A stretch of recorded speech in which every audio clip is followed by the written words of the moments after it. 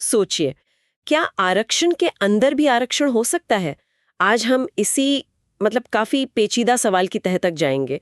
हमारे हाथ में जो दस्तावेज हैं वे हमें राजस्थान के आदिवासी उप योजना क्षेत्र यानी टीएसपी एरिया में ले जाते हैं। ये एक ऐसी पहेली है जहां न्याय का तराजू कह सकते हैं कि थोड़ा अलग झुका हुआ लगता है, और ये पहेली हमें एक मांग की तरफ ले जाती है, आरक्षण के भीतर आरक्षण। बिल्कुल, और ये मांग सुनने में जितनी जटिल लगती है, इसके पीछे के तर्क उतने ही सीधे हैं। स्रोत का कहना है कि टीएसपी क्षेत्र में जो 50% सीटें अनारक्षित हैं, जो सबके खुली हैं, जी, जो सबके लिए खुली हैं, उनमें भी ओबीसी, एमबीसी और ईडब्ल्यूएस समुदायों के लिए उनकी आबादी के हिसाब से एक सब कोटा तय किया जाए। तो आज हमारा मिशन इस पहेली को सुलझाना है। हम ये समझने की कोशिश करेंगे कि इस मांग के पीछे संवैधानिक वादे, जमीनी हकीकत और जो सामाजिक तनाव है उसके कौन से धागे उलझे हुए हैं। स्रोत का दावा है कि ये आदिवासियों के अधिकारों में कटौती नहीं बल्कि संवैधानिक न्याय की स्थापना है। चलिए इन धागों को एक एक कर खोलते हैं। तो शुरू करने से पहले एक बात तस्वीर साफ कर लेते हैं। अभी टीएसपी क्षेत्रों में आरक्षण का सिस्टम है कैसा? देखिए, अभी की जो व्यवस्था है वो काफी सीधी है। इन इलाकों में जो सरकारी नौकरियां और शिक्षण संस्थान हैं, उनमें 45% सीटें अनुसूचित जनजाति यानी एसटी के लिए आरक्षित हैं। 45%? जी, और 5% सीटें अनुसूचित जाति यानी एससी के लिए हैं। यानी कुल मिलाकर 50% सीटें आरक्षित हो गईं और बाकी की 50%? और यहीं से कहानी दिलचस्प होती है। बाकी की 50% सीटें अनारक्षित हैं। मतलब सबके लिए खुली हैं? कागज पर तो इसका यही मतलब है कि ये सबके लिए खुली हैं, लेकिन स्रोत के मुताबिक असलियत में इसका मतलब ये है कि इन आदिवासी इलाकों में रहने वाली ओबीसी, एमबीसी और ईडब्ल्यूएस आबादी, जिनकी संख्या लाखों में है, अच्छा, उन्हें इसी 50% कोटे में जनरल कैटेगरी के साथ बिना किसी आरक्षण, उम्र की छूट या किसी और रियायत के मुकाबला करना पड़ता है। अच्छा, तो मतलब साफ है कि एक संरक्षित क्षेत्र के अंदर एक बहुत बड़ी आबादी बिना किसी संरक्षण के है। यहीं से टकराव शुरू होता होगा। तो फिर इस मांग का सबसे पहला और मजबूत आधार क्या है? जाहिर है बात संविधान से ही शुरू होती होगी। बिल्कुल, स्रोत सीधे सीधे संविधान के दिल पर हाथ रखता है। अनुच्छेद 14 और 16, समानता का अधिकार। जी, जो कानून के सामने बराबरी और सरकारी नौकरियों में बराबरी के मौकों की बात करते हैं। तर्क ये है कि इन अनुच्छेदों का मकसद किसी एक नहीं बल्कि सभी पिछड़े वर्गों को बराबरी पर लाना है। लेकिन ये तो एक सामान्य सिद्धांत हुआ, यहाँ पर यह भेदभाव की तरह कैसे दिख रहा है? विरोधाभास देखिए, राजस्थान के ही जो इलाके टीएसपी के बाहर हैं, वहां ओबीसी समुदाय को 21% और एमबीसी को 5% आरक्षण मिलता है। लेकिन जैसे ही आप टीएसपी एरिया की सीमा के अंदर कदम रखते हैं, उसी समुदाय के व्यक्ति के लिए ये अधिकार खत्म हो जाता है। स्रोत इसे साफ साफ एक राज्य के भीतर अपने ही नागरिकों के साथ भेदभाव कहता है। अरे ये तो बहुत अजीब बात है। मतलब एक ही समुदाय के दो लोगों के लिए मौके इस बात पर तय हो रहे हैं कि वो एक प्रशासनिक सीमा के किस तरफ रहते हैं। ये तो ऐसा है जैसे एक ही टीम के दो खिलाड़ियों को अलग अलग नियम पुस्तिका थमा दी गई हो। क्या इस तरह के मामलों पर पहले कभी किसी बड़ी अदालत ने कुछ कहा है? हाँ, और यही इस तर्क को और वजन देता है।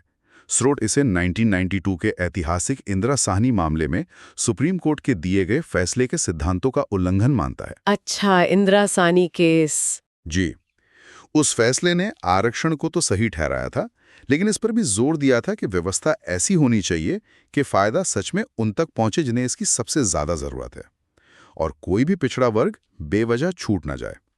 यहां दलील यही है कि टीएसपी क्षेत्र के ओबीसी, एमबीसी और ईडब्ल्यूएस वर्ग बेवजह ही इस व्यवस्था से बाहर छूट गए हैं। तो ये तो हुई कानूनी और संवैधानिक दलीलें जो अपने आप में काफी मजबूत है।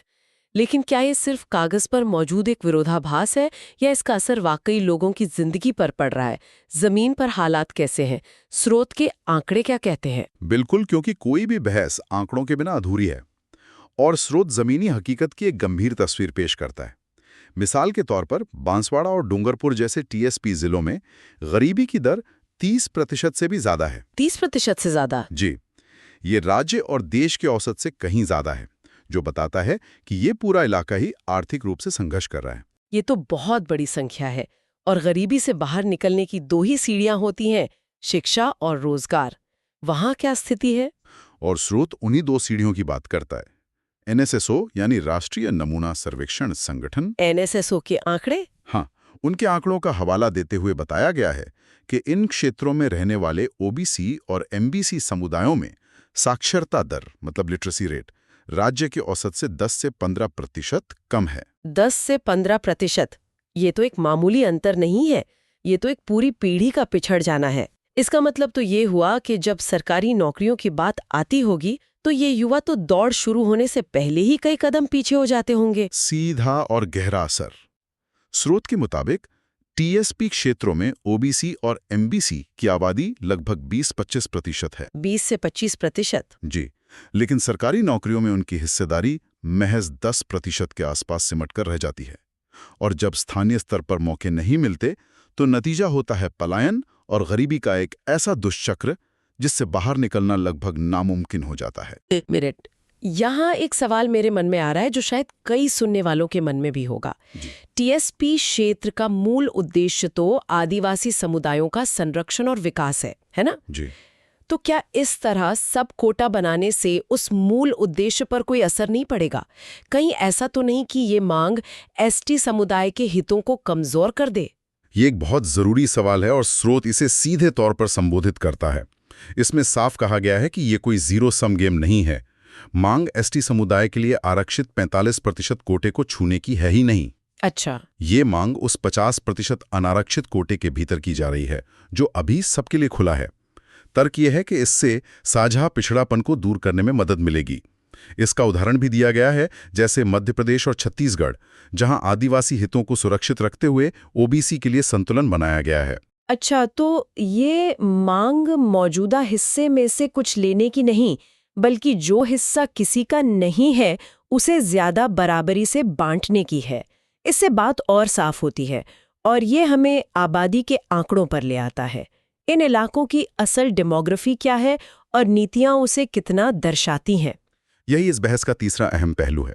2011 की जनगणना के अनुमान बताते हैं कि टीएसपी क्षेत्रों में एसटी आबादी 50 से 70% के बीच है। काफी ज्यादा। जी, वे बहुसंख्यक हैं और उनके लिए 45% आरक्षण का प्रावधान बिल्कुल सही और जरूरी है। लेकिन इसी जमीन पर ओबीसी और एमबीसी की आबादी भी करीब 20-21% है।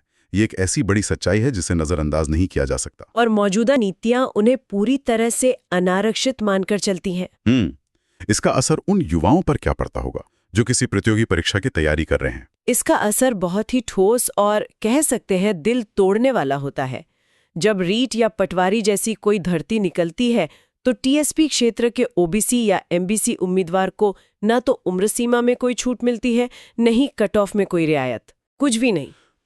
जबकि उसी के समुदाय का कोई दूसरा उम्मीदवार जो बस टीएसपी सीमा के बाहर रहता है उसे ये सारे लाभ मिलते हैं। ये सीधे तौर पर अवसरों की असमानता है। स्रोत एक और बड़ी नीतिगत गड़बड़ी की तरफ भी इशारा करता है ना? हाँ, और ये एक ऐसा सवाल है जो नीति बनाने वालों को असहज कर सकता है। स्रोत के मुताबिक जब राज्य सरकार अपनी 2025 की भर्तियों के लिए ओबीसी और एमबीसी के लिए अलग से पद निकाल रही है, तो फिर टीएसपी क्षेत्र को इस नीति के दायरे से बाहर क्यों रखा गया है? ये सवाल नीति निर्माण में एकरूपता की कमी को उजागर करता है और दिखाता है कि सुधार की जरूरत कितनी ज्यादा है। तो हमने संवैधानिक दलीलें देखी, जमीनी हकीकत के आंकड़े समझे और ये भी देखा कि कैसे नीतियां आबादी के अनुपात से मेल नहीं खाती। जब ये सब एक साथ मिलता है, कानूनी विरोधाभास, आर्थिक तंगी और नीतिगत अन्याय, तो इसका समाज पर क्या असर होता है? क्या यह सिर्फ असंतोष तक सीमित है या बात उससे आगे बढ़ रही है? वर्ग को लगातार ये महसूस होता है कि व्यवस्था में उनकी सुनवाई नहीं हो रही और उन्हें उनके संवैधानिक अधिकार नहीं मिल रहे हैं, तो ये असंतोष और टकराव को जन्म देता है। और ये तो टीएसपी बनाने के मूल मकसद पर ही चोट है। इन क्षेत्रों का गठन ही इसलिए हुआ था ताकि शांतिपूर्ण और समावेशी विकास हो सके। बिल्कुल। अगर नीतियां ही समावेशी ना हो तो विकास समावेशी कैसे हो सकता है? ये तो उस डाल को काटने जैसा है जिस पर आप बैठे हैं। ये विकास के लक्ष्य को ही नुकसान पहुंचाता है। तो इस उलझी हुई गांठ का हल क्या सुझाया गया है? आगे का रास्ता क्या है? समाधान बहुत स्पष्ट रूप से बताया गया है। सब आरक्षण। प्रस्ताव है कि अनारक्षित 50% कोटे के भीतर ओबीसी के लिए 21%, एमबीसी के लिए 5% और ईडब्ल्यूएस के लिए 10% आरक्षण लागू किया गया। तर्क है कि इससे प्रतिस्पर्धा का मैदान सबके लिए बराबर होगा और मौके ज्यादा न्यायपूर्ण तरीके से मिलेंगे। क्या इस तर्क को सहारा देने के लिए हाल का कोई कानूनी आधार भी है? हाँ, और ये बहुत महत्वपूर्ण है। इसे 2019 के 103वें संविधान संशोधन के अनुरूप बताया गया है। ईडब्ल्यूएस आरक्षण वाला संशोधन? जी, ये वही संशोधन है जिससे आर्थिक रूप से कमजोर वर्गों के लिए 10% ईडब्ल्यूएस आरक्षण लागू हुआ था। इस संशोधन ने एक सिद्धांत स्थापित किया कि आरक्षण का आधार सिर्फ सामाजिक ही नहीं, आर्थिक पिछड़ापन भी हो सकता है और ये मौजूदा व्यवस्था के भीतर नई श्रेणियां बनाने की गुंजाइश देता है। और नौकरियों में सिर्फ बराबरी से आगे बढ़कर इसका पूरे इलाके के विकास और प्रशासन पर क्या असर पड़ेगा? यहाँ एक बहुत ही व्यवहारिक तर्क दिया गया है। स्रोत कहता है कि जब आपका प्रशासन या वर्कफोर्स विविध होता है, मतलब उसमें सभी स्थानीय समुदायों का प्रतिनिधित्व होता है, तो वो जमीनी मुद्दों को बेहतर समझता है और नीतियां ज्यादा प्रभावी ढंग से लागू होती हैं। अच्छा, तो इससे गवर्नेंस बेहतर होगी। बहिष्कार से विकास नहीं होता, बल्कि विभाजन और गहरा होता है। तो आज की इस चर्चा में हमने एक बहुत ही जटिल पहेली को सुलझाने की कोशिश की। हमने देखा कि राजस्थान के टीएसपी क्षेत्र में ओबीसी, एमबीसी और ईडब्ल्यूएस के लिए सब आरक्षण की मांग सिर्फ एक राजनीतिक नारा नहीं है। इसके पीछे संवैधानिक बराबरी के मजबूत तर्क हैं, सामाजिक आर्थिक आंकड़े हैं जो जमीनी हकीकत की दर्दनाक तस्वीर दिखाते हैं और जनसंख्या के अनुपात में नीति बनाने की एक सीधी सादी तर्कसंगत जरूरत है। बिल्कुल। और ये पूरी चर्चा हमें एक बहुत बड़े सवाल पर लाकर छोड़ देती है। वो क्या है? सवाल ये है कि अगर आरक्षण का मूल उद्देश्य सबसे वंचित और हाशिए पर खड़े तबकों को मुख्यधारा में लाना है, तो उस व्यवस्था का क्या जो खुद संरक्षित क्षेत्रों के भीतर ही वंचना और भेदभाव के नए द्वीप बना दे, और एक राज्य एक ही भूगोल में रहने वाले अलग-अलग पिछड़े समुदायों के अधिकारों के बीच संतुलन कैसे स्थापित करे? ये सवाल सिर्फ राजस्थान के टीएसपी क्षेत्र का नहीं है, बल्कि ये भारत में आरक्षण की नीति के भविष्य से जुड़ा एक अहम सवाल है।